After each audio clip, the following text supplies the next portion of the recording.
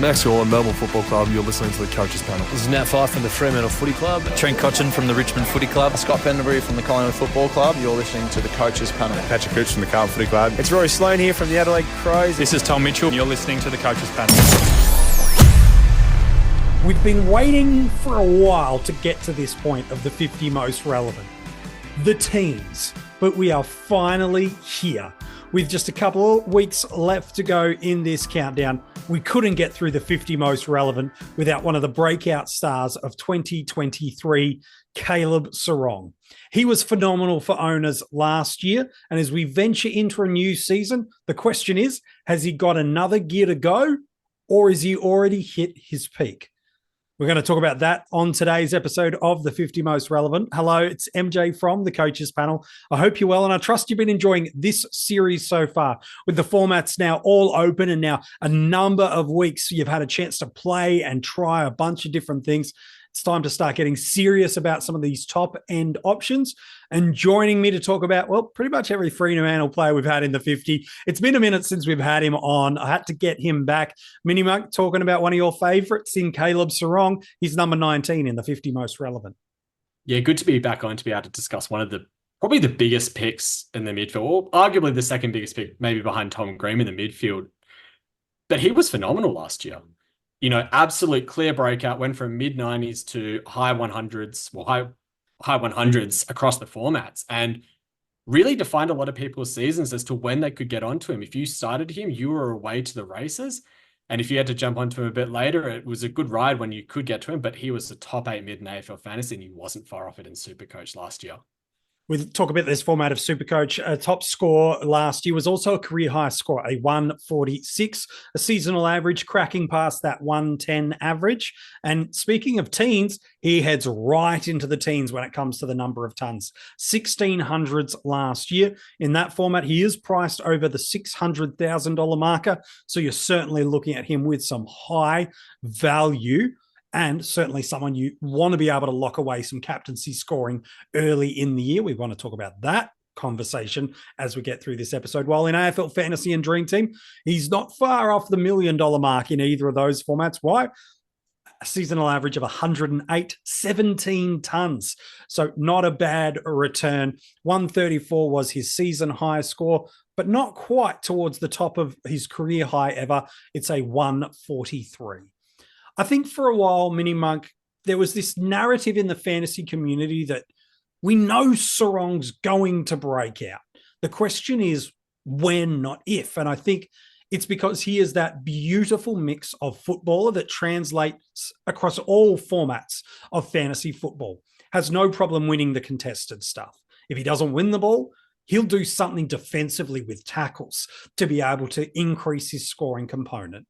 Marks, yeah, maybe there's a little growth you could argue there, but he's got no problem with doing that if there's an uncontested ball to win. And is he going to run all day to provide avenues and options for his team? Yes, yes, and yes. Outside of impacting the scoreboard, there's not much that this young star doesn't do well. Absolutely not. He's got the high CVA rate that we like to see from our inside midfielder. He's got the full score build. He hits the disposals, the tackles, the marks. Probably needs to impact the scoreboard a little bit more, but you know, that'll come with time. Gets the clearances, gets the 1%ers. He's in everything. You know, every game bar one that he played last year, he hit that 25 disposal marker. And the one game that he didn't, he had 24. Not too bad. He needs to even up his consistency, I think, with his marks and with his tackles to be able to go probably to that next level. But let's talk about that. Can he make it to that next level? Well, everything says that he can. The guy's only 22 years old. He's played 4 seasons in the AFL. He's coming into his 5th year. He's basically been in that midfield since he started. 16 games in his first year, 20, 22, 22. Like he's got good numbers of games underneath him. He's primed to be able to hit that next level. But the question is, can he hit that next level? He needs to build his tackles. He needs to build his marks. I think that that's going to come a bit more with another preseason, being able to bulk up.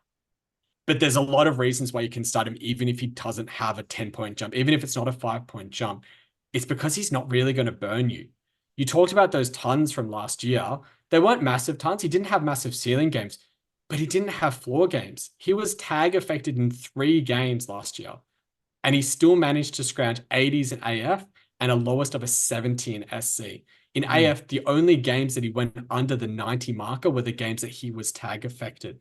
And the I think the 7 games that he was under 100 in SuperCoach were tag affected, including that lowest game, which happened to be in round 1 against the coach who had moved to St Kilda, who had coached him for a little bit of his preseason, a little bit of his early development as well. So they knew that he was the one to target. And if someone's going to pick up on a player being impactful for a midfield pretty early, I think Ross Lyon's going to know who he wants to tag. So that's potentially a downside, is that those tags could start to come for him. But again, another preseason, he can start to bulk up and be able to work through those tags. Yeah, in spite of that, you mentioned there's still 6 games where he goes 120 plus from a conversion of 1700. So yeah, you look at, there's a lack of ceiling. Okay, he's still only a handful of seasons into his AFL career, and that conversion rate of games played to triple figure scores in AFL fantasy is fantastic. It's better in SuperCoach, 16 tons, 50% of that conversion rate into the 120 plus score. So you're feeling pretty settled right in that spot. He's ranked 12th overall in AFL Fantasy and Dream Team for total points and 13th for averages, 17th both in SuperCoach, both for averages and for overall points. So this is a beautifully well-rounded footballer who showed glimpses of us in 2022, smaller glimpses in 2021. It's like this kid is coming as a fantasy football star across all the formats. And you could build this really compelling case that not only did he arrive in 2023, but I don't think he's fully established himself just yet to being at the peak of his powers. We look at this guy and where he's at. Where does he grow his scoring? Because you talk about how he won't hurt you, but if we're selecting a guy that is right towards that edge of that $1 million marker in Dream Team and Fantasy and well past 600,000 in SuperCoach, we're probably wanting to put some VC and C options on him, at least as a consideration in the first 6 to 8 weeks of the year. Doesn't mean he has to be, but you want to do that. So where do you see a potential pathway for a growth in his scoring, both from an elevated basement, which again, as you said, really good, but could still pick up a little bit? And also, where do you see some potential ceiling growth in his scoring? Well, I think he's got the basement from the fact that he's just able to get the pill whenever he wants it. You know, as I said, 25 touches in almost every game of the season, but the marks and tackles can bump up a little bit. You know, we try and hit for that 10 across marks, tackles, and goals. Marks, it tends to be one or the other for him. He tends to get marks in one game or tackles in the other. If he can put it all together and get, 6 marks in one game, 6 tackles in another, and maybe kick a goal, that's when you can start to see those ceiling games. And that's what happened in that last game of the season where he went 120 AF and 140 SC. 6 marks, 5 tackles, only kick the behind. If that's a goal, it's maybe 150 SC and 125 AF. That's the type of scores where you're comfortable in captaining someone like that. And I think that that's going to come as he starts to be able to continue to develop his midfield craft and starts to actually get a bit more of a cohesive midfield mix. They were missing that little piece that they really needed as that third midfielder. And I think that they're going to find that now with Hayden Young, and that'll just flesh out that trio of Young, Brayshaw, and Serong, because I think that those 3 complement each other really well. Brayshaw's got a lot more of that outside game. Serong's kind of got a bit more of that inside and outside game, whereas Young's got to come in and really provide a lot of that inside grunt work, big body that they need. And I think that that'll help relieve a lot of the pressure that goes onto Serong, as well as having another big body next to him to be able to provide him a bit more protection when he's in and under in the packs.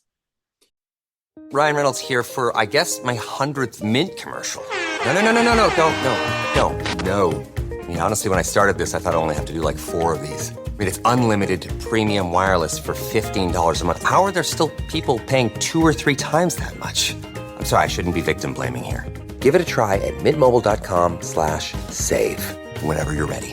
$45 upfront payment equivalent to $15 per month. New customers on first 3-month plan only. Taxes and fees extra. Speed slower above 40 gigabytes. See details. Fremantle's a really interesting team for me this preseason. There's a lot of very relevant guys, and I think there's a number of reasons for that. But there's this interesting player dynamic that's rolling through the midfield that I haven't heard too many people talk about it. Now, the SuperCoach community are keenly watching this player that I'm about to say, because at his price point and his legacy of scoring, they're going, if he's fit, I'm going to find it a hard way not to talk through if he's in this midfield. I'm alluding to their former captain in Nat Fyfe. How do you see this midfield mix going? Because I feel like there's a lot of misinformation, or maybe that's harsh.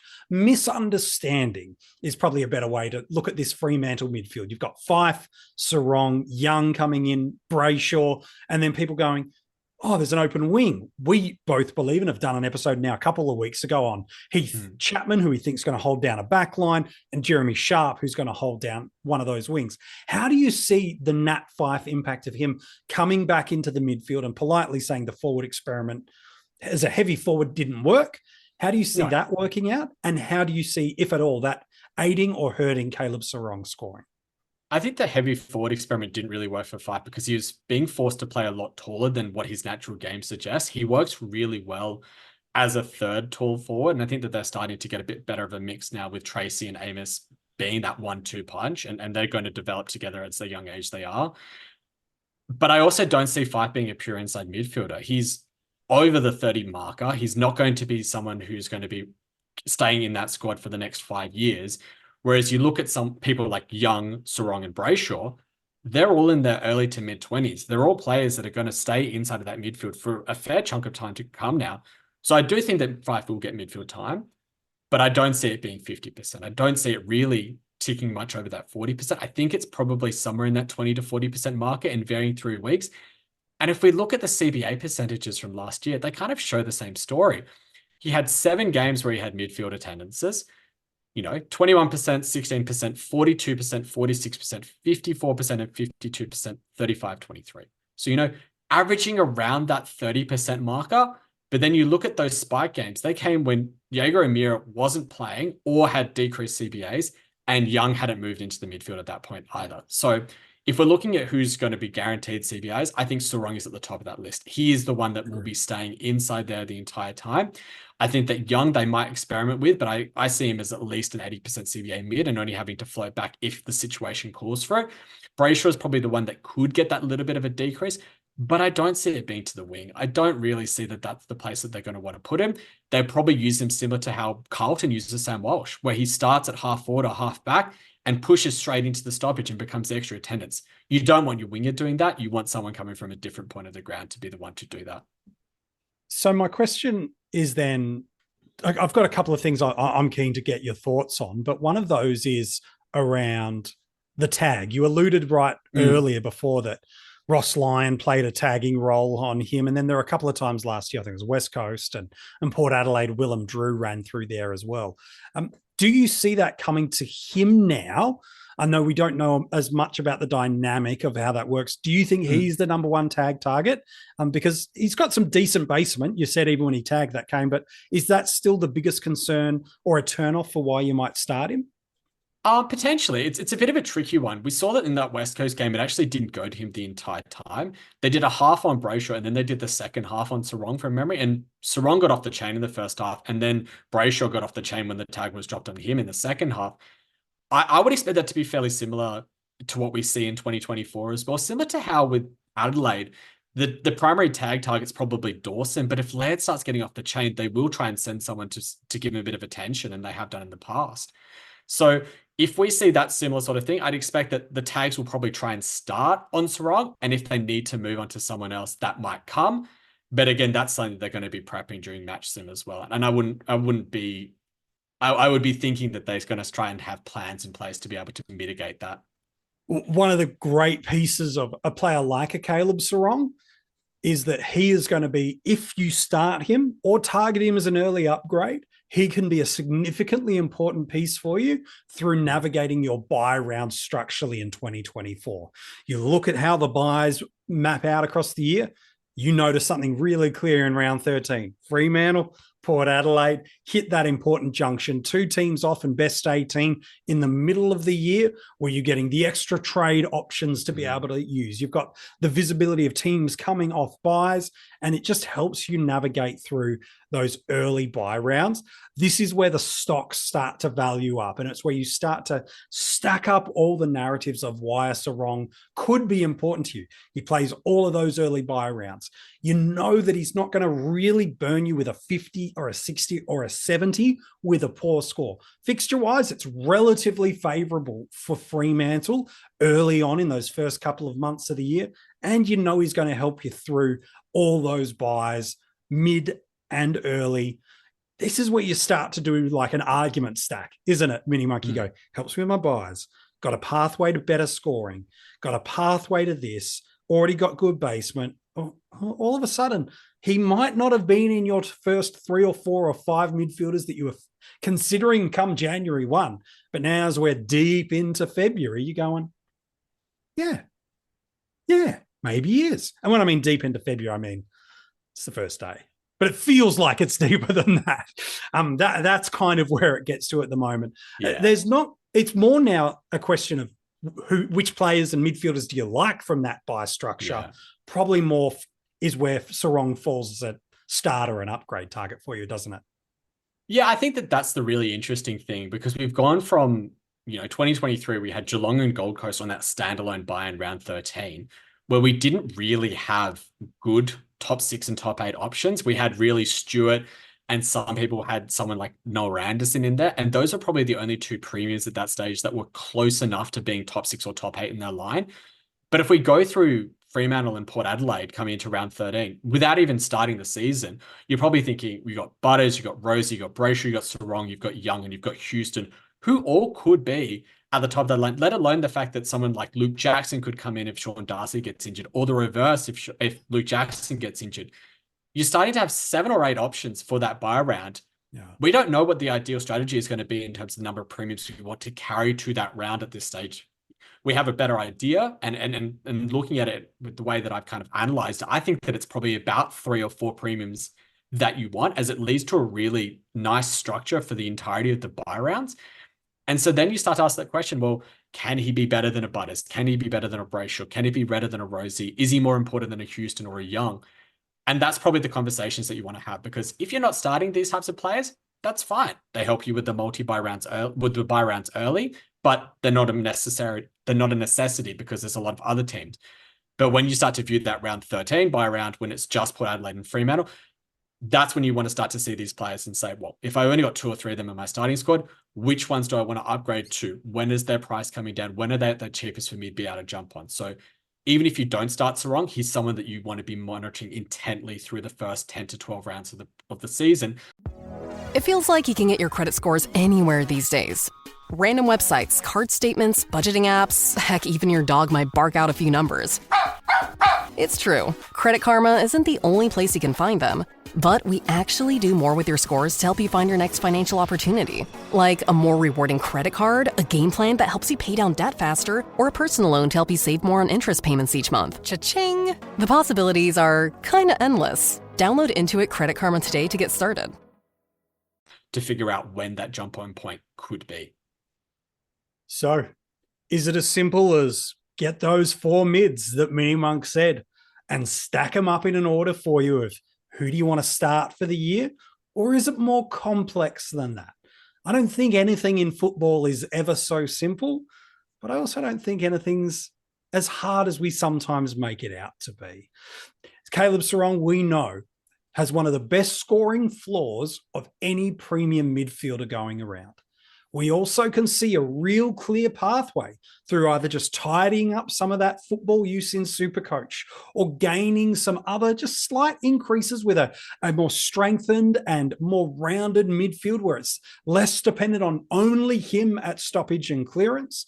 You can build a pathway now where you can see some increased scoring both through the floor and the ceiling. And all of a sudden, you throw those buy elements into the mix. Caleb Serong, that's a really nice starting squad vice captaincy option. Equally, you can look at him and go, I'm not as bullish that he can hit those early 120 games, even with the favorable fixture. And I do like a Rosie or a Brayshaw or a Butters a little bit more. I do want a bit more safety. If I'm spending this much, I want to feel like most weeks I could get a 120 plus score off this guy against almost everyone. And so therefore I'll fade. Okay, I'll hear that conversation too. But is Caleb Serong relevant? Oh, my friend, he absolutely is. We want to see a little bit more from him, and he does need to give us more than what he did in 2023 into 2024, whether it's a start or an upgrade. We need a little bit more to really make it worth it. But could he be? Oh, yes, my friends, he absolutely could. On draft day, where he goes is fascinating to me because based on previous season data, He's probably he is an M2 in SuperCoach, and he's right on that ledge in AFL Fantasy and Dream Team. I'm so fascinated to see where he goes. I'm really comfortable if I had him as an M1 in AF, but it all depends on, like everything, where you're drafting, how many coaches, how many on field. We know those are the variables. Where do you see him going drafter? He's definitely going to be one of top 15, probably top 20 safely in SuperCoach. Midfielders taken overall. Where is it? Is it a late second? Is it an early third? SuperCoach, it might be 5, 10, 15 picks later than AF. But where do you see him going, and what's the right strategy to approach? I think he's a really nice player to own for draft because of that consistency of scoring. He's never really going to drop you a bad score. But the counterpoint to that is he doesn't have the massive ceilings that some of these M1s can have, like a Petrarca, like a Bontempelli, like a Brayshaw even. And for that reason alone, I think he gets pushed back a little bit in people's minds, but he'd be a great guy to grab on the turn, end of the second round, beginning of the third round, if you can. You know, pair him with a really strong M1 or pair him with one of those high ceiling ruckman if you want to, and have him as an M1. I feel like that's a really nice spot in AFL Fantasy, and maybe it's the middle of the third round in SuperCoach. But, you know, if you're bullish on him, it could be, you know, that end of that second round as well. But either way, he's extremely draft relevant because of that flaw. Yeah, and relative durability and consistency as well. So you get that nice combination. And if you are playing drafts early, the buy rounds early on are really important to navigate. If you can get the right matchup against your league, you come up against that guy or girl that you go, actually, they're the guy that if I can jag a win in this matchup against him, against her, I'm away all of a sudden. If you get that right matchup and Serong's playing and that person's big premium M1 isn't, these are unknown variables, but can have significant impacts that just nudge little elements in your favor. Caleb Serong's very, very relevant. Mini Monk, it's been a pleasure talking with you about one of your favorite Dockers yet again. It's been a pleasure to be here as well. If you want to go and read the article, it is online for you now at coachespanel.tv, alongside all the other players we've revealed so far. If you're just getting into your month of February and going, yeah, I should maybe fantasy football this thing a little bit. Yep. There's plenty of stuff to go and read at coachespanel.tv, as is all of the audio podcasts that we have revealed so far for you. You can go and check them out wherever you've listened to this audio episode. And if you're watching it on YouTube, you can comment below and let us know what you think about Caleb Serong as a fantasy football prospect. And make sure you've subscribed and got those notifications on as well.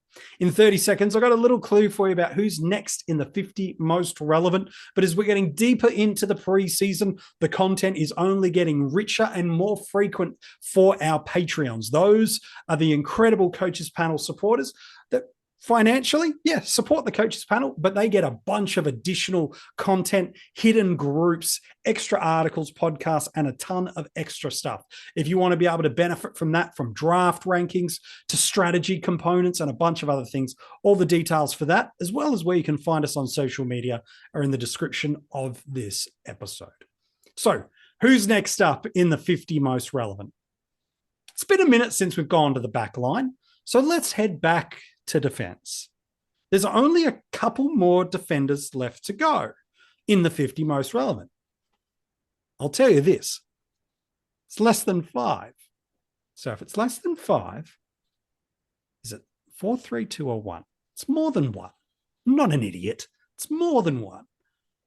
But who do I think is amongst the top handful of relevant defenders? Go back through the list, see who's been taken, and then start to cross the list off.